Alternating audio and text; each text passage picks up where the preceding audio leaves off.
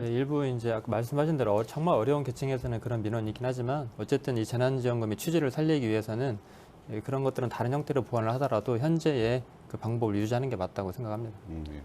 저희 단체에서도 애초에 입장을 냈었는데요. 예.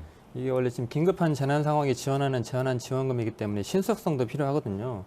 물론 이제 그 선별 기준을 하게 됐을 때 정말 이론적으로는 취약계층에게 정말 어려운 계층에 준다고 하는 게 맞지만 이게 자신 어떤 개인의 빈곤이라든가 경제적 어려움을 입증하는 게 이미 너무 어렵다는 걸 알고 있고 예. 또 이게 어떤 가구 소득이라든가 개인의 소득을 확인하려면 최소한 2개월에서 3개월 정도 시간이 걸리거든요. 예. 그러면 거기에 투여되는 선별 지급을 선정하는 행정력, 그다음에 자격 기준, 심사 기간, 그리고 어떤 자의적인 지급 기준이라고 하는 오해를 불러받을 수 있기 때문에 또 하나 아까 말씀드린 대로 신속성을 가하기 위해서는 최대한 보편 지급을 해야 맞는 건데 전주시에서 1인당 52만 7천 원 정도를 지급해가 총 250억 정도를 지급하기로 했는데 전주시에서 처음에 신청을 받았는데 신청 기간 한 달 동안도 그 5만 명이 채워지지 않아가지고 연장을 받았고요. 예. 또 연장을 받아가지고 탈락한 사람들 중에서도 이의 신청을 받아가지고 지급했음에도 불구하고 한 47억 정도가 남았거든요. 예. 그러면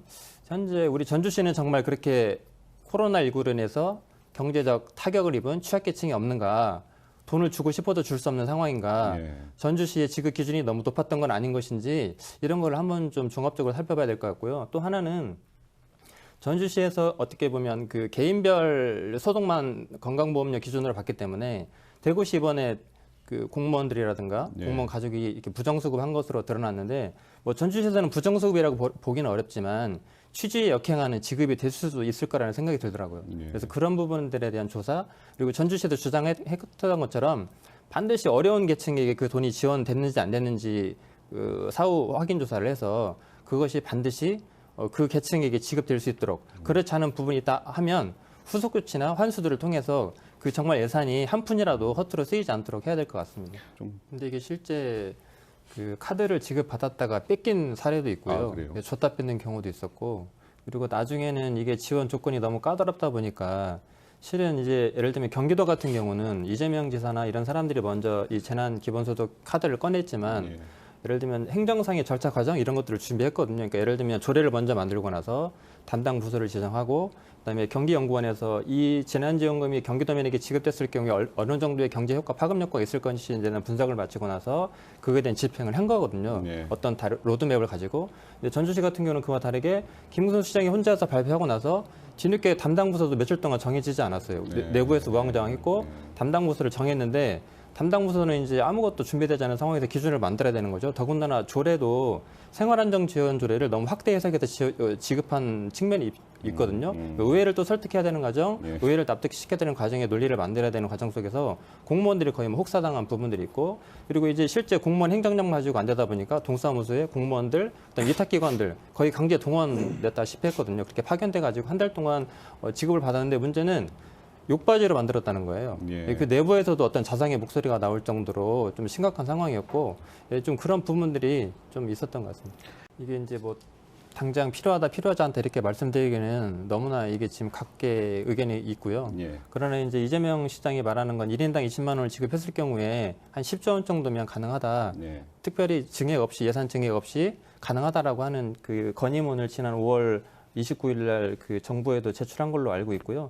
근데 이제 대부분 좀 긍정적으로 보시는 분들은 예산 문제만 아니면 2차 재난지원금은 지급해야 되는 거 아니냐 이런 게 있고 다만 이제 그 재정을 어떻게 할 것인가에 대한 찬반 논란이 좀 있는 것 같은데요.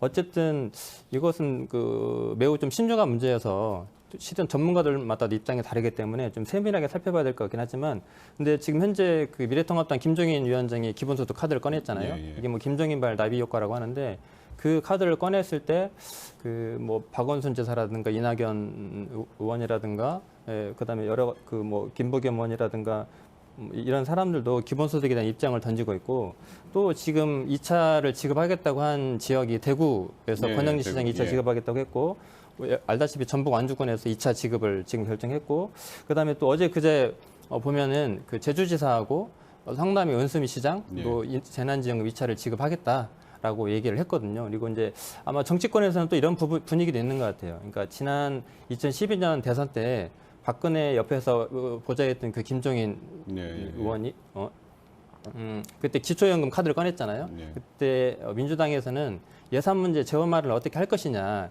이 부분에 대한 준비 없이 이렇게 쉽사리 꺼낼 수 없다라고 그렇게 주춤하고 있는 사이에 박근혜 대통령은 그 기초연금 카드를 꺼냈거든요. 근데 지금도 이게 좀 정치적인 논리로도 이용이 되는 측면이 있는 것 같긴 하지만 김종인 예를 들면 지금 미래통합당 같은 그 보수 야당에서 그 기본소득 카드를 먼저 던져가지고 좀 선점하려고 하는 경향들이 있어서 최근 분위기나 흐름을 보면 다시 좀 2차, 3차가 필요하지 않느냐 이런 데 좀 상당히 많이 공감하고 있는 것 같고 주는 지자체들이 있기 때문에 다른 지자체들도 좀 시기의 차이가 있을 뿐이지 좀 지급하는 쪽으로 가지 않을까 이런 생각도 좀 들더라고요. 박원순 지사 같은 경우도 큰 틀에서는 아마 동의라고 생각을 하고요. 다만 현재 우리나라 재정 상황을 봤을 때 전 국민에게 어떤 필요 충분 조건의 기본소득을 지원했을 경우에 그 정도의 재정을 마련하기가 어렵기 때문에 일단은 어떻게 보면 좀 대정요법으로 전 국민에게 고용보험이라도 제공해주자라고 하는 내용이 있고요.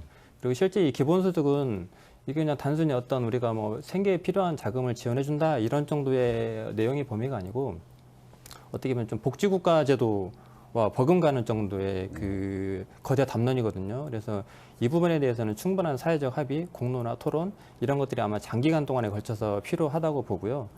그래서 이게 뭐 지금 기본소득이 맞냐, 뭐 고용보험이 맞냐, 아마 제가 알기로는 큰 틀에서는 다 합의를 하시는 것 같아요. 하지만 이제 이런 것들을 어떻게 풀어갈 것인지는 우리 상황에 맞게 좀 고민을 해봐야 될 것 같고요. 어쨌든 전 세계적으로도 아직 한 번도 이 기본소득을 실시한 나라가 없고, 다만 이제 뭐 어떤 부분적 기본소득, 뭐 제한적인 그 범위 내에서 우리가 아까 교수님 말씀하셨듯이 기본소득이 갖춰야 될 충분 요건들이 있는데 그 조건을 하나를 배제를 하거나 어떤 부분이 약화된 형태로의 실험 정도만 있었는데 아마 그런 부분들이 있어서 아마 유의미한 그 성과가 있었다고 보기도 하고요. 그래서 이제 어쨌든 이게 너무 막대한 재정이 들어가고 있기 때문에 그런 부분들에 대해 좀 우려를 좀 표하고 있는 부분들이 있는 것 같습니다.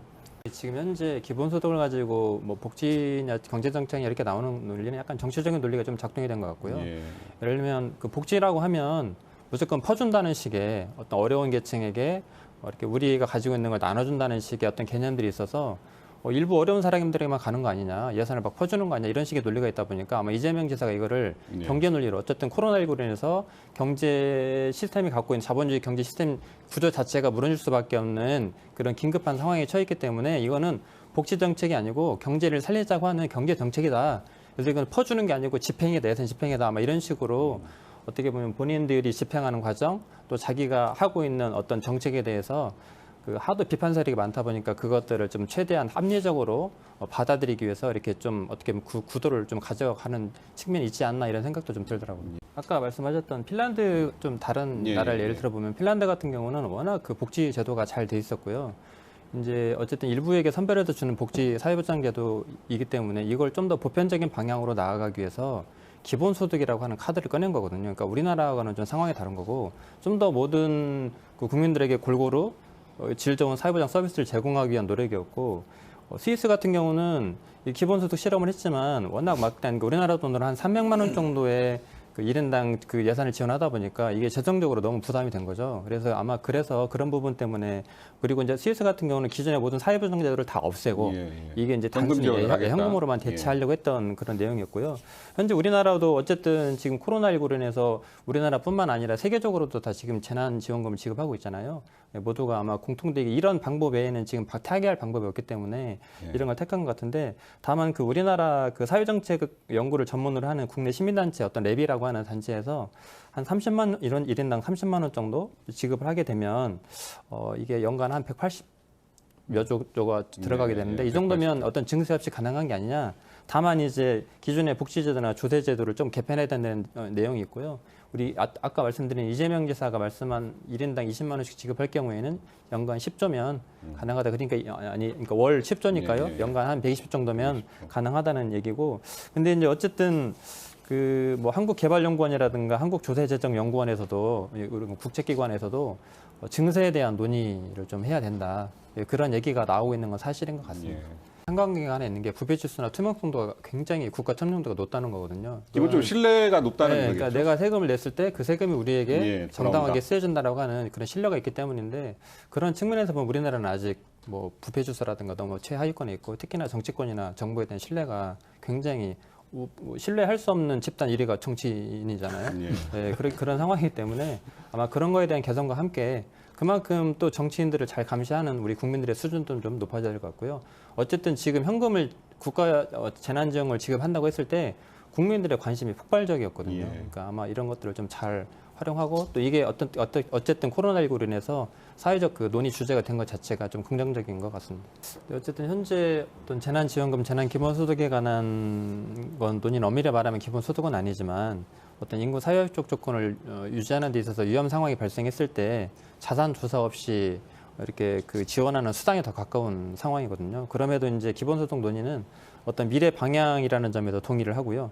코로나19라는 전 지구적 상황을 겪으면서 우리나라 지자체를 비롯한 세계가 기본소득을 지급하게 된 것은 좀 유의미한 판단이었다고 보고 이제는 우리 의지와 상관없이 어떤 이런 기본소득이라고 하는 주제가 재난지원금이라는 주제가 좀 성큼 다가와 있는 것 같아요. 그래서 어쨌든 기본의 사회복지 제도가 있고 기본소득에 막대한 재정이 추정되는데 이것은 어쨌든 어떤 뭐 마음 좋은 아저씨가 도와주는 일시적인 그 이런 게 아니기 때문에 좀 어떤 분배 문제, 또 우리나라의 어떤 경제 패러다임, 또 대한민국에서 우리 국민들이 어떻게 좀 질 좋은 삶을 살아갈 수 있는가에 대한 새로운 패러다임에 대한 논쟁들이까지도 어떤 국가의 역할이 뭔지, 인간다운 삶을 누리는 게 뭔지까지도 좀 고민해야 되는 그런 시점이 된 것 같고요. 어쨌든 재원마를 위한 증세 논의, 그다음에 기존의 사회복지제도 그리고 또 기본소득이 갖고 있는 스펙트럼 범위가 다양하거든요. 예. 버전들이 다양하기 때문에 그런 거에 대한 것들을 어떻게 선택해서 어떤 방향으로 적용할 것인지 충분히 사회적 토론과 합의가 필요한 주제이고요. 이런 아까 말씀드린 이런 논의가 시작된 것만으로도 큰 성과라고 보고 어쨌든 기본소득에 대한 진지한 어떤 공론화 논의가 좀 필요한 시점이라고 생각을 합니다. 예.